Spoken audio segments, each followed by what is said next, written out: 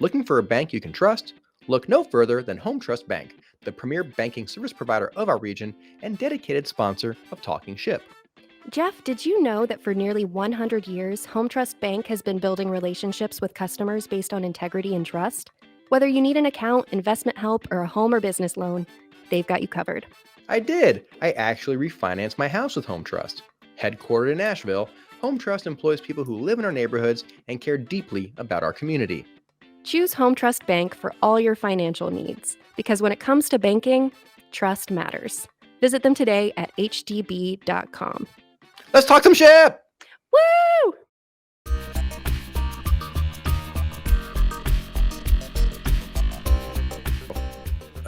I'll get into the intros in a minute in the script and our pre-show warm-up, but you just got to get this in there somehow, that we just came up in the last 3 minutes our April Fool's Day prank.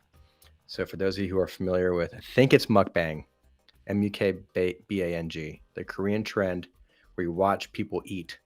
And I don't know if it came out of loneliness or just to watch people eat. It's not like a weird kinky thing. It's just like to watch people eat food.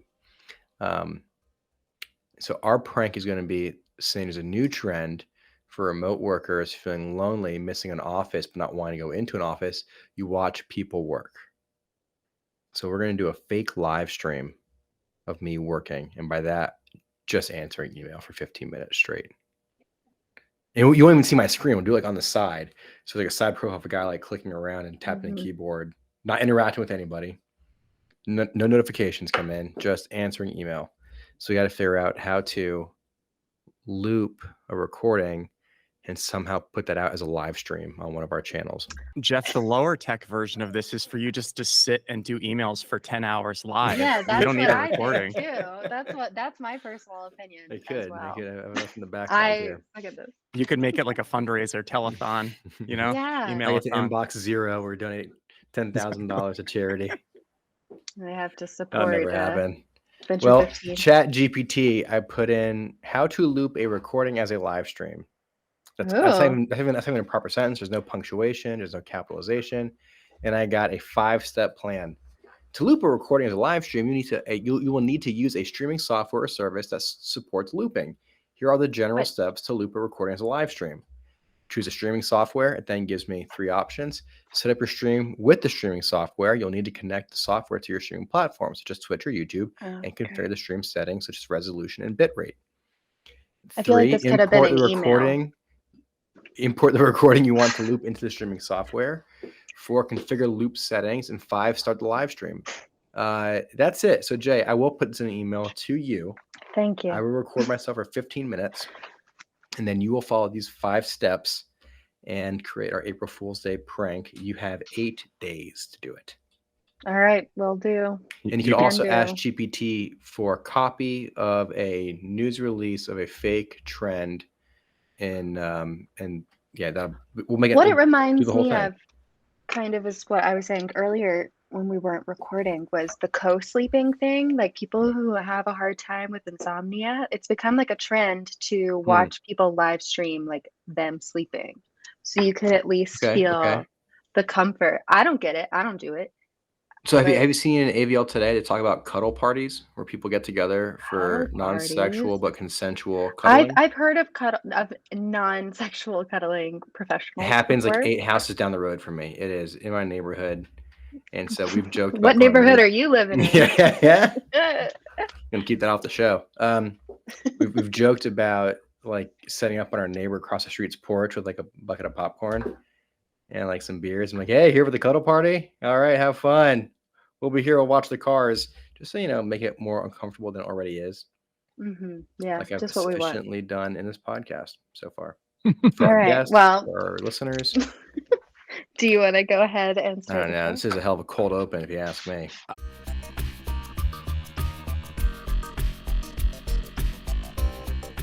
Greetings, shipheads, and welcome to Talkin' Ship, the Venture Asheville podcast, where we talk about issues and topics in entrepreneurship. If you're looking for our sister podcast on Timekeeping at Sea, that's our other show, Schooner or Later. That's a ship joke. Anyway, I got it. We are the Venture Asheville team. Venture Asheville is the high-growth entrepreneurship initiative of the Economic Development Coalition for Asheville-Buncombe County. We build entrepreneurs and get startups funded.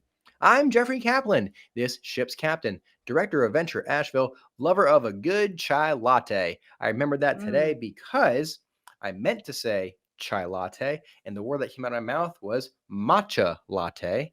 And I did Ooh. not enjoy what I had to drink from my earlier meeting. It tasted like milky grass.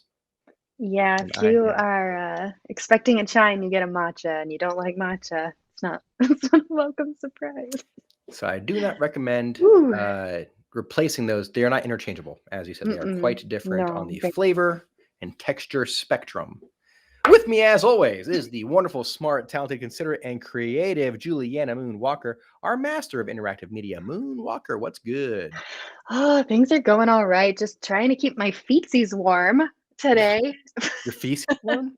My feetsies. Oh, feet. Oh, Sorry, sounds I like don't know a why show. I reverted to childhood there. Yeah. But yeah, it's very cold, big droplets of rain outside today. Well, it's not really cold, it's cool. But it's a good day to stay indoors and put your cozy socks on.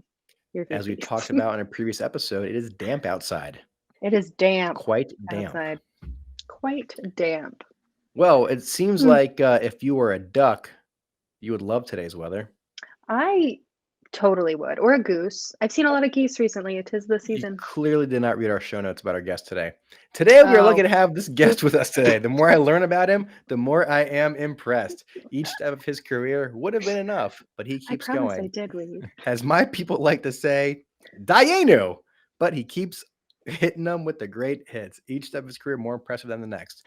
Blake Jennelle is our guest. He is synonymous with the Philadelphia startup scene. He was one of the very first employees at DuckDuckGo. You see, Jay, that was the joke from earlier. Yeah, I Being a get it duck. now. I know. I read the file. He's a CTO of a venture fund that just raised a cool $350 million. And then he moves to Asheville. He could just kick back and chill, but no! He becomes a mentor. He volunteers. He helps any way he can. And that's what makes Asheville an amazing ecosystem. It's the people like Blake that we are so lucky to have here. Blake, welcome to the show. Say hi to the shipheads, and thank you for talking ship with us. Oh, thank you so much for having me. That's a lovely intro and hilarious as always. I started listening to Talking Ship after I moved here as soon as I heard about it, and it's pretty amazing to be hearing these jokes in real time across the video monitor from you both. So thank you both for having me. So you're a loyal shiphead. I am. I'm very loyal. Fantastic. We got to you know what we should do? We should make some shirts or something. I don't know, tea towels, koozies. Like, I'm a shiphead. Oh, yeah. I would love some Moonlight swag. Makers Down with this ship. should get us. So All right, I'll talk to Claire and Nicole and make it happen. Yeah. Let's jump in and talk about Blake. Blake, DuckDuckGo is probably what most people will know. Can we talk about how you found yourself at the very beginning of this super important, influential industry leader in search and privacy and a lot of cutting edge aspects of our internet-based world? Yeah, absolutely. It's funny because it actually starts with a story of startup failure, which is particularly timely because I think it's next week is the Entrepreneurship Resiliency Summit. That's right. Here You'll in be a Asheville. Speaker at that summit. That's correct. I That'll will. be on March go ahead. 29th, and you were on our panel on founders' biggest oh shit moments of their lives. There you go. Right. So I tried to segue us right into that nice promo there. I don't know if this will air before then or not, but anyway, yeah. So what happened was I was living in New York City at the time, and I was a couple years into a music education startup called Instinct, where you learned guitar interactively. It was really fun. It was kind of a Guitar Hero style live interface with note and chord detection that would give you lessons. And cool. Very cool. But the first investor in that company was a colleague and friend I had met when I lived in Philadelphia, who turned out to be the DuckDuckGo founder. As this company was winding down, my co-founder and I needed work. And so we joined DuckDuckGo part-time as contractors while we were deciding whether we could keep the business afloat. And we ended up shutting down the business and joining DuckDuckGo full-time. So it was kind of it was obviously sad for the business to wind down, but a great silver lining, and took my career probably in a pretty different direction than it would have gone otherwise. So what number employee were you at DuckDuckGo? 10, 11? It's funny. I'm not sure how to count this exactly because we DuckDuckGo typically gives you an employee number based on when you joined full time. I think based on when I joined full time, I was in the teens, but when I joined, there were less than 10 people, maybe less than 7 or 8. Unbelievable. So I don't know what to get on my stamped on my passport exactly, but it was early enough. I'm putting in single digits in my book. Thank you. For whatever that's worth. You can trade that in for stock options later. So for people who don't know, what is DuckDuckGo?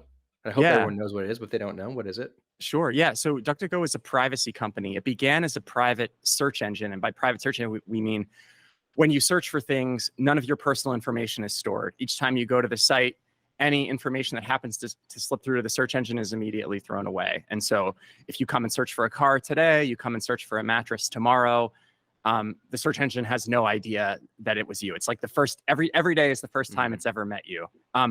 The company expanded into a more broad privacy company offering private web browsers, email protection, and hopefully eventually other private services, all of which are free. And it's currently used by, I mean, there are over 90 million searches a day, I believe. So it's one of the top 50 sites on the internet globally, according to SimilarWeb currently. So it may be one of the largest sites that still some people haven't heard of, but hopefully over time that'll change. A top 50 site, probably top 3 or 4 search engine site. Yeah. It depends kind of on how you measure it. I don't have the latest stats, but definitely top 3, top 4 in certain categories, top 2, behind Google. Sure. So I'm gonna jump right to the business model because I think it's fascinating. The whole model after Google and social media, VC-backed startups that are in this B2C space are offering services. It's an attention model, right? So the more people we can attract and engage and retain, the more data we have, the more we can sell to advertisers. So companies monetize the users, Facebook's free, but you're the product kind of thing. So how does DuckDuckGo make money if it's not mining data and selling it back to advertisers? What is the business model? Sure. Yeah. And happy to answer that. And just to be clear too, for the listeners' benefit, so I no longer work at DuckDuckGo. I left about 2 years ago. So I'm speaking as an alum and maybe OG, but, so the business model is really simple. There are just contextual ads. So if you search for a car, kind of like our previous example, you would see a car ad. If you search for a mattress, you see a mattress ad. And contextual advertising is very lucrative, right? It's particularly like a car. Cars are big purchases, so car ads are expensive. So when users click on those ads, DuckDuckGo gets paid by the advertiser for those clicks. So it's very simple. And one of the arguments that the company has made over time is that more of the advertising ecosystem should work in a contextual manner as opposed to in a personalized sort of tracking-driven manner, which is the dominant paradigm on the free internet these days. Yeah. So, for example, my wife ordered a set of shoes, some Birkenstocks. They came in. We talked about them, and then the next day in my Gmail, I'm full of ads for Birkenstocks, banner ad, or the not contextual. I'm not looking at Birkenstocks. I'm good with my shoes. But that it does feel exploitive. And we've all had this experience that you just talk to somebody about a product and then, wow, those ads show up in your feed or in your email. Why is privacy so rare in the internet world? It's a great question. I mean, I think ultimately it's driven by the economics, right? Google and Facebook, and the social web, as well as media sites are generally free, and the way they're supported is on the back of advertising, and you can sell ad space for more money often when you can do retargeting. Whereas if you search for Birkenstocks before, you see them again, which I know is probably what actually happened there, Jeff. It was a repeat visit for you to the Birkenstock site. But all right, in high school, I wore Birkenstocks. I'll admit it.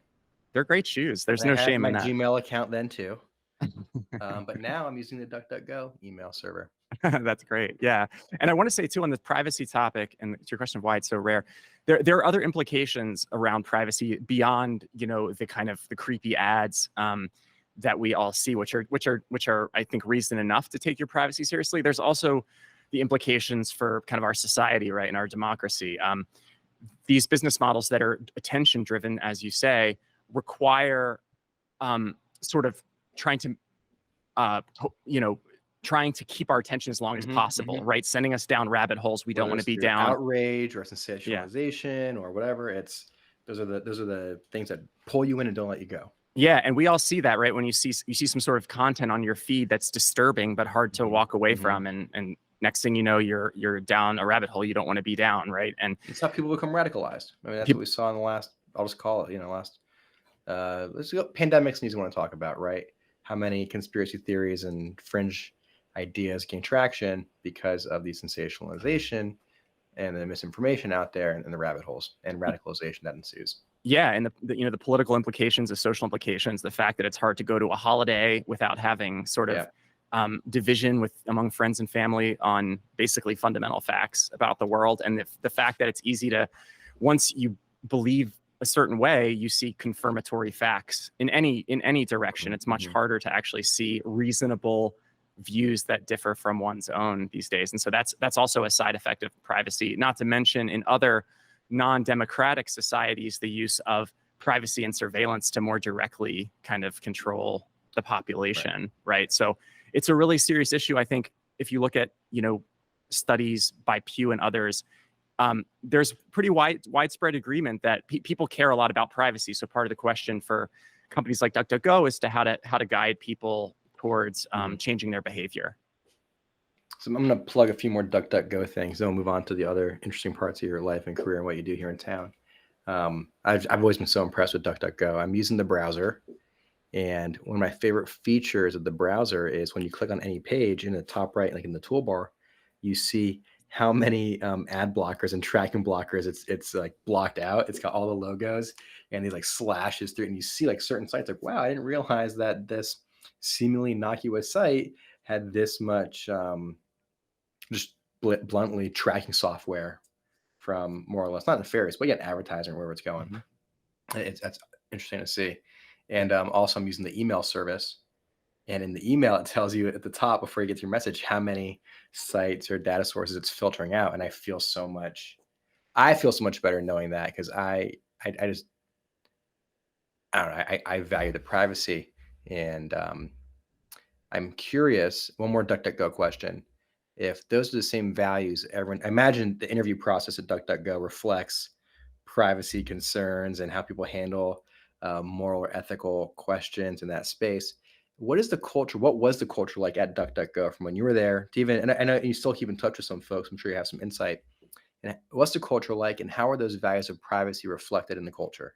Yeah, so from a values perspective, there are kind of three explicit values that are really focused on. The first is building trust, right? Trust is critical in the interview process. It's critical in the way we treat each other internally, and of course, it's central to the product offering and the way kind of the company interacts with the world. So that's the first and most important one. And then in terms of how we operate, and I say we, even though I don't work there, because I feel such affinity for the company, and I still have some of my dearest friends are there. The other two values are question assumptions and validate direction. So there's a culture of kind of openness, very cordial, but definitely open, attempting to focus on ideas and really run our ideas and assumptions through the paces, kind of with the goal of making optimal decisions, and also being willing to recognize when we're wrong, running a lot of experiments, most of which don't work, but some of which do, and that result in shifts in direction. So that's a big cultural thing. A couple other interesting cultural aspects, especially from when I first joined, is the company was remote first from the very beginning. So this was kind of pre-COVID. And so it was in a great place to kind of adapt to the post-COVID world. It was largely bootstrapped company. There was one fundraise that happened after the search engine already was seeing 1 million queries a day, or it might have even been more than that, I'm not sure.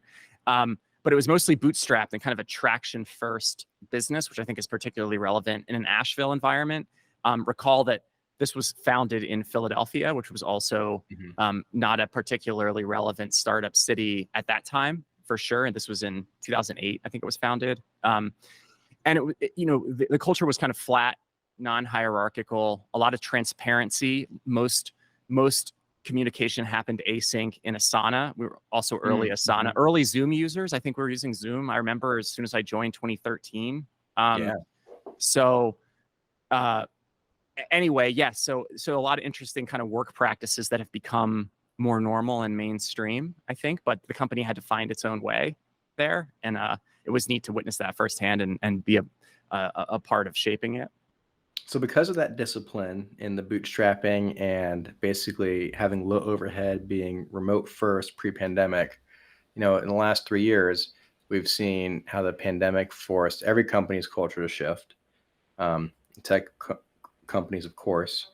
And right now, given the financial crisis, we're seeing, it seems like every day, the big companies announcing layoffs um, out of an effort to reduce burn and get profitable faster.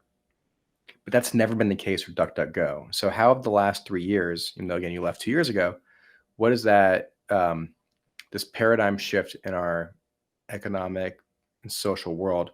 How's it playing out at DuckDuckGo? If you could share that. Yeah, sure. I mean, the company, at least as of when I left, had very healthy profitability and was profitable probably when I joined and almost, if not the entire way through my tenure. So,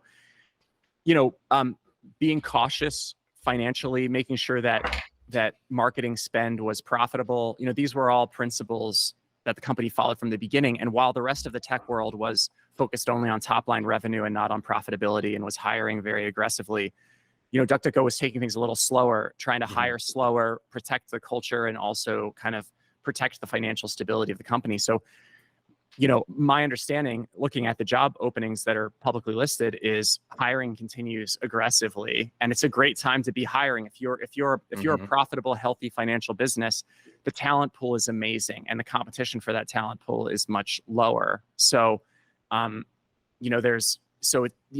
companies that buckle down the hatches for this moment in time, survive and grow in this environment will thrive, when conditions open up. That's what you always hear about. And I think we're starting to see it firsthand. So you left 2 years ago. What'd you do next? Yeah. So I left 2 years ago. I started a one-on-one leadership coaching practice kind of by accident. I was a big part of my job was doing one-on-one coaching with folks that I worked with. And probably my favorite part of my job. And one of them connected me to a company that did this officially and was like, you should become a coach. And I was like, well, I'm not trained. And they're like, well, this is what you do all day. Give it a try. And so I started accepting clients from other sources. I continued coaching folks at DuckDuckGo. And then in parallel, I expanded my role at the venture capital firm 645 Ventures, where I was actually their first hire, I think in 2013, 2014, part-time, when the founders were starting the firm. They had this idea for a technology-driven VC firm, and they wanted advice on this software-driven thesis. And I was a software engineer. So I ended up offering to build an MVP for them and became their first kind of part-time hire. And so I worked there actually part-time throughout my DuckDuckGo tenure. And then, post DuckDuckGo, I transitioned into a more active CTO role. Cool. And so as a CTO at a venture firm, obviously there's some diligence that you get pulled in for, right? Do you get pulled into funding decisions? Do you vet staff as your portfolio is hiring and say, hey, we need somebody who is a technical founder? Tell us about your role. Yes, it's all those things. I mean, the heart of my role, the fundamentals are actually leading our software engineering efforts internally. So we have a team of 3 full-time engineers who work on internal software that we use to help us find deals, to measure traction in companies using publicly available and some privately available signals, as well as we use it as an internal CRM to help manage our deals from sourcing all the way through portfolio. Using tech to build the pipeline. Exactly. Your own proprietary tech to build your pipeline. Exactly. And that was the original thesis for the firm. You're not sitting there waiting for pitches to come in. You're not hanging out at conferences doing the speed networking. You're like Bloomberg when he's doing his electoral data stuff. Yeah, it's not an either or. It's actually an and. We're doing all the traditional things sort of plus this. And that's one of the important insights too. Some people thought, oh, maybe you could do kind of algorithmic investing. And we discovered that that's not really possible, right? It's more kind of the way that AI is starting to impact all our lives today. It's human augmentation, right? So it's kind of elevating our human investing efforts. I also, as part of my role, participate in diligence, meet founders, sometimes source deals. and also help with internal operations. I had a deeply operational role at DuckDuckGo. And so I try to bring some of that expertise and experience to bear internally as the firm grows. You mentioned the large new fund we just raised. We've done we're doing a lot of hiring recently. And so there's a lot of cultural and operational stuff that we're figuring out. And so, like in any, I think the startup entrepreneurs listening can relate, there's so much need in a young growing organization, and there's not enough people to do it. And there's not enough internal expertise. So if you have willingness and maybe some experience but a lot of determination to learn, you can kind of slot into a bunch of roles that your resume would not say you're well suited for, because somebody needs to do it and you're the person willing to do it. And so my career at DuckDuckGo and also with the venture firm has been largely shaped by that. It's just stepping into situations where I might not have been well prepared for, but I thought I could figure out, and in some cases figured it out decently well. And so there's a lot of opportunity. Also, as an employee of a young growing company, if you have that attitude, the sky can be the limit. Yeah, I see a lot of founders, whether the business shutters or that it gets bought, acquired, and now they're out of a job for whatever reason. They really struggle finding a job afterwards because your resume is like founder and you do everything, right? It's so broad that you don't fit into any specific kind of role, but you're still extremely valuable in the workforce. And I think that hurts a lot of founders. The more jobs are going through Indeed and LinkedIn, when those jobs get ranked by keywords in their resume, because the reviewers are looking at, so many more resumes than they used to because everything's remote, our founders tend to struggle. And so I think some places certainly view the founder experience as an asset. A lot of people want specialists too. I think it's part of the cycle of entrepreneurship that it's hard for founders to end up getting jobs afterwards. They want to keep founding companies. Yeah. Maybe on that topic, I think it's a great point you make, because I had that personal experience myself, post Instinct, my music learning startup, unwinding. What the role I wanted at DuckDuckGo was a business sort of marketing growth focused role. But the role that DuckDuckGo wanted was software engineering, right? Which is a skill set I had, but was not the skill set I wanted to be focused on. And I was willing to work as a software engineer, right? And then fast forward over time, a couple of years later, I'm filling roles that are closer to what I had hoped for originally. And I think for founders, leaning on whatever skills you have, / being willing to take roles that maybe are not your ideal day to day, but are with an organization or a team that has a lot of potential that you really respect, can be a great strategy, right? So rather than trying to kind of fit the world in your mold, like mold yourself to the world a little bit. And then once you're kind of in the door as a Trojan horse, there's often opportunities that look closer to maybe what you wanted originally. If you keep creating value, your role will emerge. Absolutely. So when did you move to Asheville? It's been 2 years almost. Great. I guess next month, 2 years. And we'll send you a cake. How's this place compared to other places you've lived in the big cities? It's been really wonderful. So as background, good answer, by the way. Good answer. Thank you. Yeah, I read the cue card. I Jay's giving you the sign. Let's go. Keep it good. Thumbs ups. I've heard the other interviews where the interviewer, the interview mysteriously ends when the incorrect answer is given. So I'm trying really hard to make this last. Thank you. It truly has been wonderful. So I've lived in big cities my entire adult life: Boston, then downtown Philadelphia, Manhattan, LA, and here. And leaving the big city life was a deliberate choice. I truly loved the places I've lived, and I miss them often. But I was looking for a place that felt like a place I could settle down, but that was still as exciting and stimulating and culturally and intellectually rich as the place I'd come from. And I'd visited Asheville, loved it, and thought it was worth a try kind of coming here. When I moved here, it was sort of an experiment. I was transitioning out of my full-time role at DuckDuckGo. It was a broader life transition, which is a story you hear a lot. I'm sure you all hear a lot. And because my work is remote, I could live here and still continue with my existing work. So I gave it a shot, and it's kind of lived up to what I had hoped and expected. I often describe downtown Asheville in particular to folks, in other places I've lived, it's as if you took a neighborhood of Brooklyn and plopped it in the mountains. I know that that's it's only a rough approximation, but I heard someone else talk about River Arts. The guy was saying, it's like, yeah, it just reminds me of some cool parts of Brooklyn. yeah, it absolutely does. And I'm a member at Hatchworks, the local co-working space, which is an amazing space.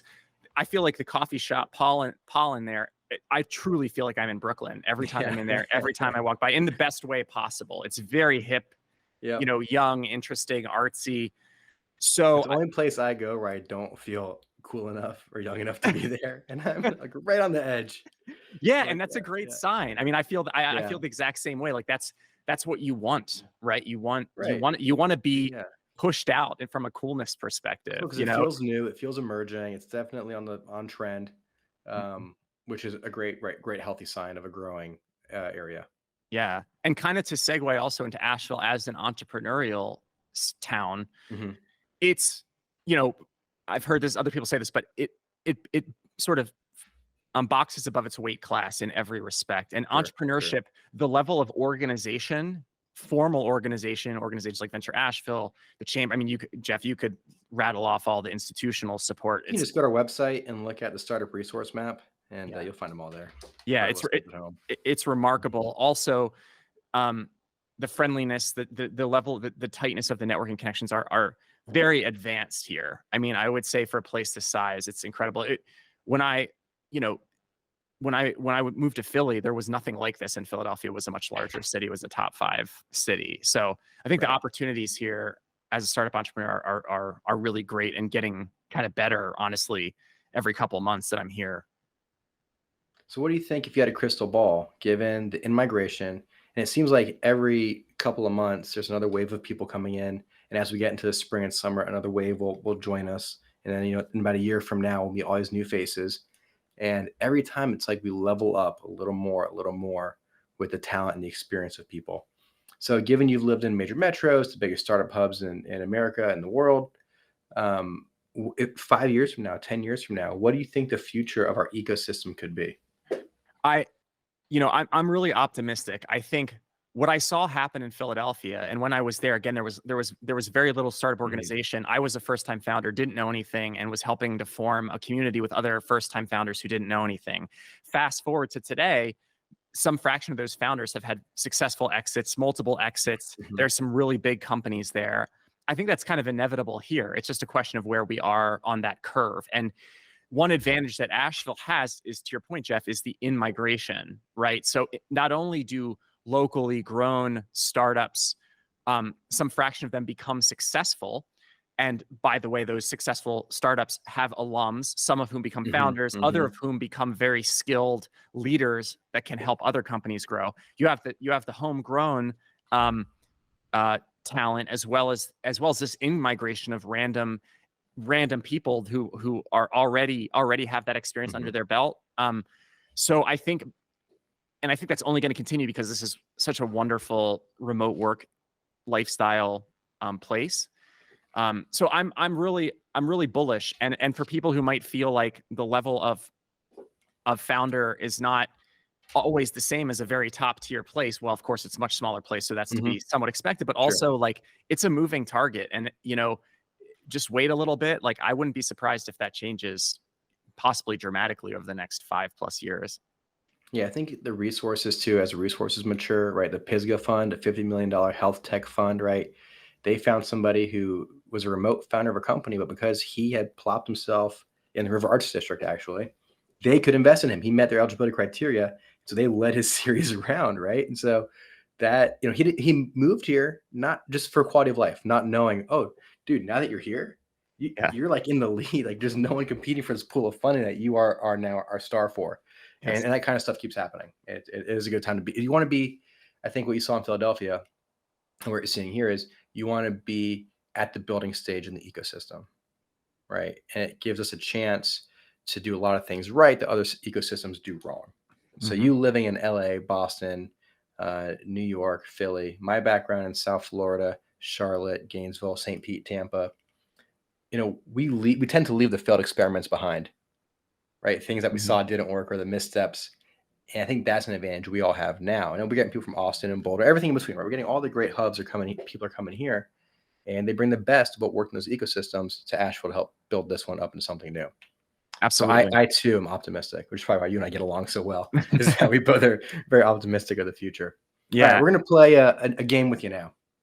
Sounds it's a new great. game on this season of the podcast called Seed, Shop, or Shutter. Yeah, we're going to name 3 trends happening, and because you are our privacy, high-tech, techno man, we're using emerging trends. Yeah, that's real slick of the Leader Venture Asheville. So that's what my LinkedIn bio says.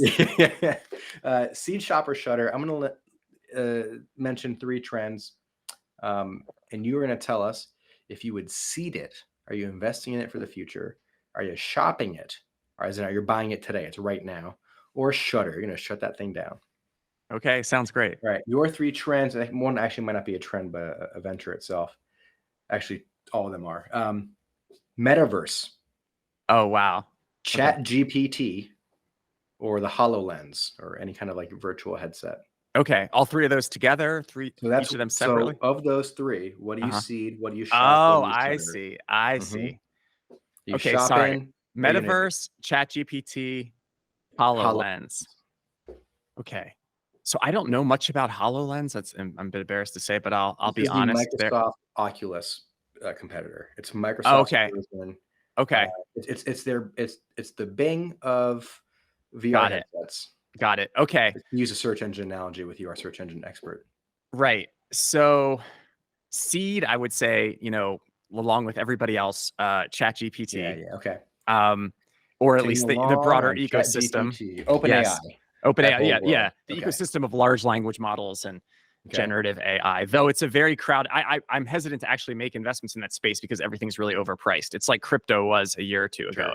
Which you told me to stay in, by the way, and I have stayed and haven't sold.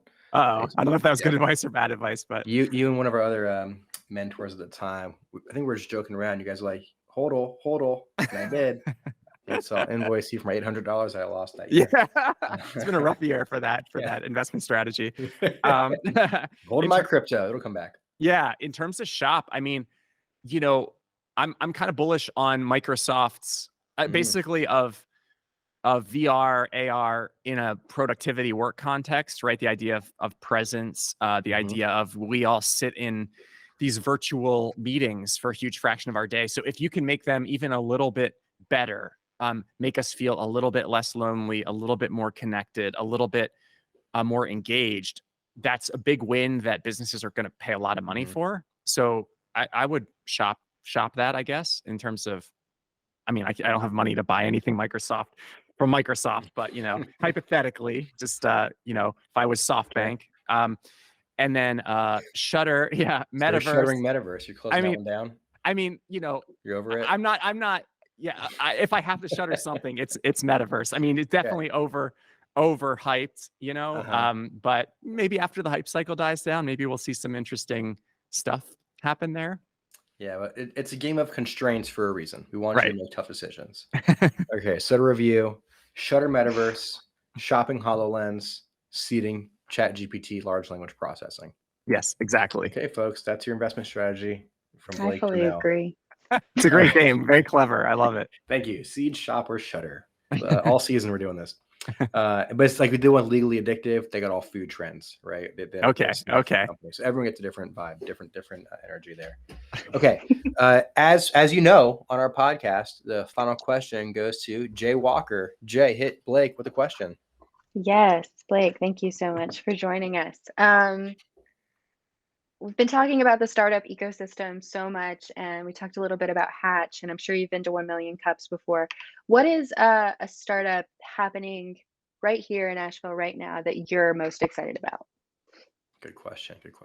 That's a great question. It is hard to name one, but I will just name one, knowing that there's probably 20 that are really interesting. I've been talking with Bramble, Dan Wayne's. Right, Dan Wayne, nice. Kind of, one of our elevators. Company. Yeah, Aussie. Good choice. Exactly. Yeah. Kind of software that may sound a little boring on the surface. It's kind of optimizing operations for things like insurance claims or or fraud detection or whatever, these very complex, somewhat manual, somewhat automated, human-intensive processes.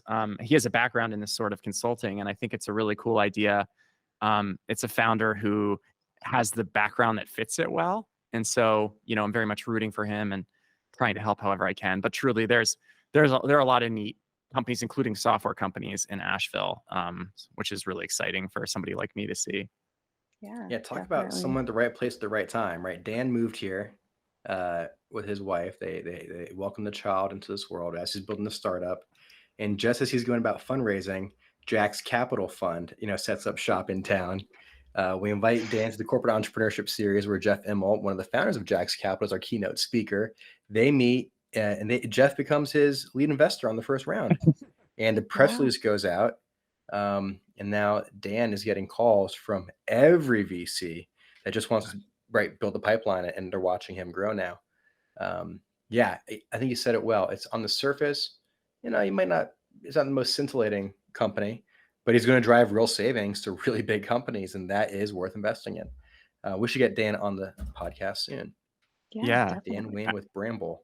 Absolutely. One of the, I actually really like companies that are on the that are kind of serving underserved businesses. And even at 645 Ventures, we have this thesis called SaaS for the Second Wave, which is basically about SaaS software entering more traditional, sometimes more boring markets, right? Like the first wave of SaaS was Salesforce and sort of more obvious applications of software. And now you have traditional industries getting software founders' attention, which is really exciting. And I think a place like Asheville is an area where a place like Asheville can really stand out potentially. Yeah, I think we have, like you said, a very bright future here. And it's bright not just because it's just a nice place to live, because of people like you, people like Dan, people are moving here and giving back. They're not coming here to, like we said before, kick it and chill. They're coming to build. And that's what we need to be a competitive and growing ecosystem. Blake, thank you so much, man. It's so good to see you. I think we're seeing you next week at the Entrepreneur Resilience Summit. Learned so much today, and every time we get a chance to chat. Thank you so much for talking ship with us today. Oh, Jeff, Juliana, thank you so much for having me. It's a real pleasure. Thank you. Thank you. Thank you. All right. All right. I'm gonna stop recording. Blake, great, man. Thank you so much. Ooh, thank you both. That was